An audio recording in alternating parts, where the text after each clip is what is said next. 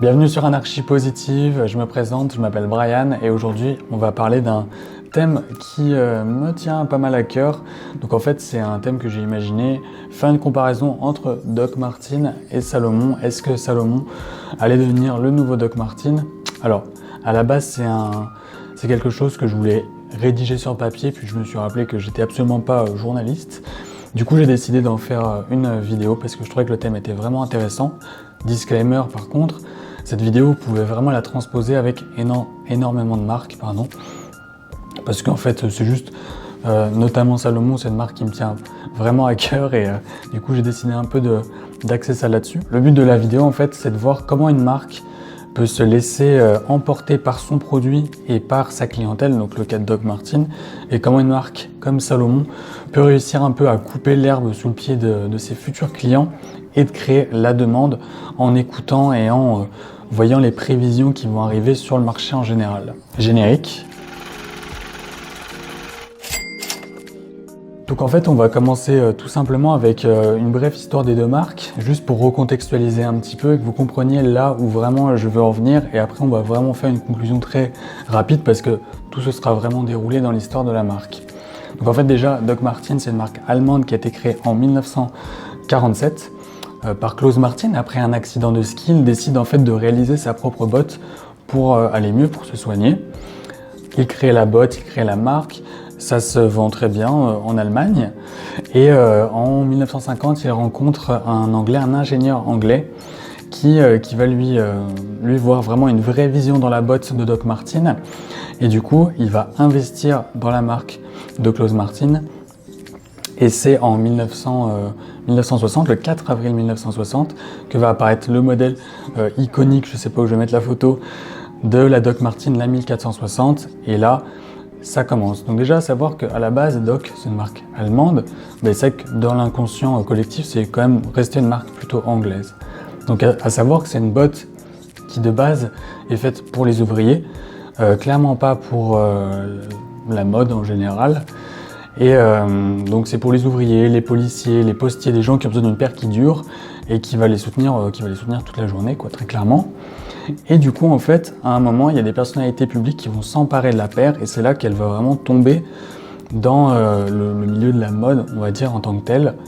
Et c'est notamment des sous-groupes, des subcultures, si je puis dire, qui vont s'emparer de la paire, notamment les mods, les teddy boys et les skinheads aussi à l'époque. C'était pas aussi péjoratif qu'aujourd'hui, mais en fait, c'est ces personnes-là qui vont vraiment retrouver une image forte dans la botte, quelque chose de très prolétaire qui va devenir vraiment un symbole de protestation pour la marque. Par la suite, ça va être un peu les mouvements punk et sur la fin des années 90, ça va être le grunge. Donc là, le grunge, notamment avec Nirvana, où ça va péter, on va dire, et là, le monde en général va vraiment prendre conscience de ce que c'est Doc Martens, parce qu'à la base c'était plus national, puis peut-être un peu outre-mer, mais peut-être pas autant aux États-Unis, en Chine, dans l'Orient, des continents un peu plus éloignés, hein, très clairement on peut le dire. Et après, dans les années 2000, plus rien. Plus rien, ça s'est un peu calmé et c'est vraiment vers les années, on va dire quoi, 2015, qu'on a eu un peu du renouveau, notamment avec les paires vegan. Donc ça c'est pour Doc Martens. Pour Salomon, en fait, déjà c'est assez drôle parce que la marque a été créée la même année, donc en 1947, par la famille Salomon. Eux, ils font des skis et en fait, eux, ils vont vraiment se différencier par le fait qu'ils vont faire beaucoup d'innovations dans le monde du ski. On leur doit énormément d'innovations, notamment le système lift. J'y connais pas grand-chose au ski, mais où tu peux mettre ton pied dans le ski avec ta chaussure et l'enlever aussi facilement. Et bref, ils vont vite prendre de l'ampleur, devenir prendre une position, une vraie stature dans le monde du sport pour les JO. Donc ils sont reconnus comme marque vraiment technique de tous, donc du grand public, des particuliers, des professionnels. C'est au début des années 2000 qu'ils vont commencer à se concentrer sur le mouvement, sur le trail un peu, donc sur la course. Et c'est vers les années, pas de date exacte, mais vers 2016-2017 même je dirais, qu'on voit les premières paires un peu plus sneakers. Donc là, j'en viens un peu au vif du sujet, maîtriser ou se faire maîtriser. Donc maîtriser, c'est clairement Salomon, se faire maîtriser, c'est clairement Doc Martens. Je vous explique pourquoi. Donc en fait, ce qu'il faut prendre en compte, et c'est ça qui est assez délicat chez Doc Martens, c'est qu'imaginons que c'est une pyramide, tout en haut, vous allez avoir les sous-groupes un peu, les teddy mob, les punks, tout ça, les skinheads, qui vont former un peu l'étendard qui représente la marque, voire même le miroir de la marque pour le reflet pour la totalité, on va dire, du globe et des autres clients. Et en fait, ce public-là, lui-même, il n'était pas à même de savoir que les petits groupes, tout ça, tous ces sous-genres allaient disparaître. Même les sous-genres eux-mêmes n'étaient pas au courant que ça allait s'essouffler, que ils allaient passer à autre chose eux-mêmes, parce que c'était des personnes assez jeunes, et ces mouvements se sont essoufflés du jour au lendemain.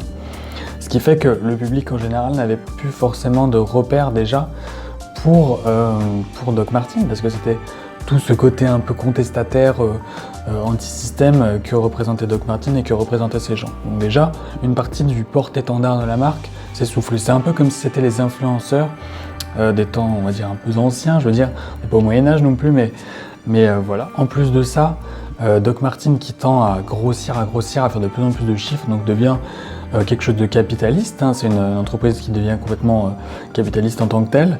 Et donc comment voulez-vous que cette marque-là, elle arrive à séduire ces petits groupes qui sont eux-mêmes complètement apolitisés, anti-système, anti-capitalistes? C'est clairement voué à l'échec. Et pour finir, le coup de massue qui va vraiment un peu tasser Doc Martens sans vraiment le briser complètement, hein. Parce que là je grossis un peu les traits tout à l'heure, c'est pas non plus, c'est une défaite un peu en tant que telle, mais ça n'a pas tué la société. Regardez, aujourd'hui elle est toujours sur les pieds, hein, elle est toujours en marche et elle fait encore de belles choses. Le dernier coup de massue, du coup, ça va être les années 2000 et l'arrivée de nouveaux créateurs sur le devant du marché. Je pense notamment à Hedi Slimane avec une mode beaucoup plus androgyne, avec les jeans skinny chez les hommes, chez les femmes, des choses plus taille basse, quelque chose d'un luxueux à outre mesure. Tom Ford chez Gucci qui va populariser le porno chic, un peu, voilà, ce côté un peu plus vulgaire, où on rentre un peu dans le vif du sujet, où le luxe devient vraiment planétaire, devient un besoin monumental de la part de tout le monde. Et en fait, il y a une phrase de Jérôme Dreyfus qui dit, qui se finit par l'uniformisation du luxe, hein. Et en fait, voilà, le luxe va vraiment être le point de convergence des années 2000. Tout le monde va vouloir en posséder en avoir. Martens, c'est une image prolétaire, c'est un produit pour les ouvriers, c'est quelque chose qui est associé au punk, c'est quelque chose d'un peu plus cracra, si je puis dire, hein, voilà. Mais c'est la vérité, et ça va complètement les assommer. Et ils vont avoir du mal à assumer ces années-là, même s'ils ont su remonter petit à petit la pente, parce que c'est quand même un produit iconique qu'ils vendent, hein. C'est comme beaucoup d'autres marques, hein. J'aurais pu parler, je pense aussi, je sais pas, des Clarks, plein de choses comme ça, des Timberland même. Et aujourd'hui, ça reste des produits qui sont très forts dans la culture en général.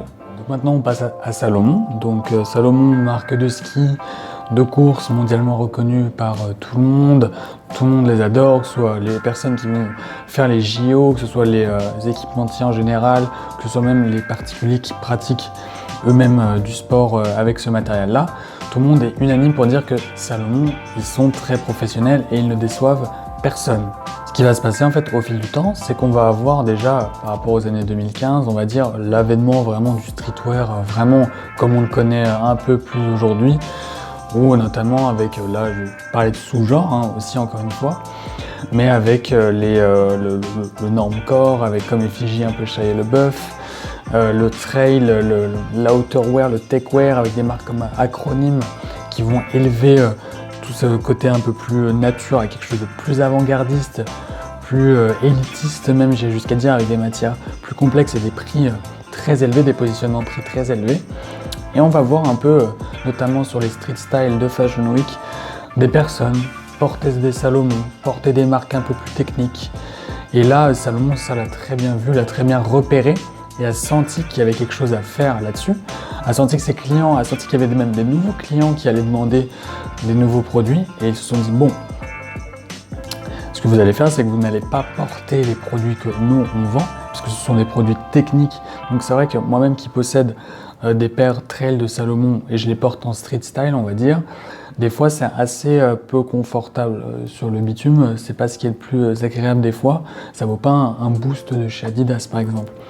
Mais Salomon lui a fait l'effort de dire on va vous présenter une gamme de sneakers qui est exactement comme celle que vous aimez porter, avec quelques légères modifications, des collabs, des nouveaux coloris, pour que vous puissiez profiter pleinement des produits que vous aimez, sans dénaturer totalement notre marque, sans faire ce que vous avez envie avec nos produits. Donc en fait, ils coupent l'herbe sous le pied aux futurs clients en leur disant stop, attends, on réfléchit, on te donne ce que tu vas vouloir, comme tu le veux. Voilà, profite à fond. Et pour autant, ça va pas dénaturer l'image de marque de compétition un peu qu'a Salomon et qu'ils essaient de mettre en avant depuis toujours. Mais pourtant, ils arrivent à se positionner sur un nouveau marché, de faire se rencontrer des nouveaux clients, de créer des nouveaux besoins, même chez les clients déjà existants.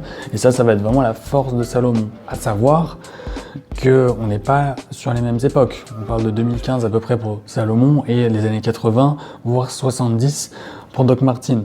Donc on n'était pas du tout sur le même type de marketing. Marketing, c'était encore, ça existait dans les années 80, mais c'était pas aussi puissant que ça l'est aujourd'hui comme outil, on va dire, comme système en général. Martens a essayé de faire confiance à ses clients, leur a donné ce qu'ils voulaient, sans trop prendre de recul par rapport à la situation, a généré un maximum d'argent et c'est ça qui était vraiment très bon pour Doc Martens. Mais dans un sens, ils n'ont pas su évaluer la vraie valeur des clients qui faisaient la force de Doc Martens et ils n'ont pas su se retourner par rapport à ce revirement de situation, par rapport à l'extinction, si je puis dire, de certains mouvements. Et ça a été dévastateur pour Doc Martens, pas pour Salomon. Et voilà, donc j'espère que cette vidéo vous a plu. Alors moi j'ai adoré écrire tout ça, donc à savoir, bien sûr je prends du recul par rapport à tout ça. Doc Martens c'est pas un échec, j'aurais pu parler d'autres marques, j'aurais pu parler de Timberland avec qui est une botte tout simplement pour bûcherons à la base et qui s'est transformée comme un étendard du rap new-yorkais aussi. On aurait pu parler de plein d'autres marques, j'aurais pu mettre en avant d'autres marques que Salomon, hein. Et c'est notamment grâce à cette paire là que ce sujet a vu le jour, hein. C'est la Snowcross. C'est une paire que quand j'ai vu la première fois cette paire, je me suis dit waouh, elle est incroyable. J'étais obligé de la caser parce que c'était grâce à elle que ce sujet et cette vidéo a pu naître. Donc si vous avez apprécié la vidéo, si vous avez des commentaires, si vous avez des choses à rajouter, si vous voulez débattre un peu, m'apporter quelques éléments que j'aurais peut-être oubliés ou j'aurais été un peu trop englobant, on va dire, n'hésitez pas à le dire, ce serait avec plaisir que j'aimerais débattre avec vous. Et puis on se retrouve pour une prochaine vidéo et puis je vous remercie.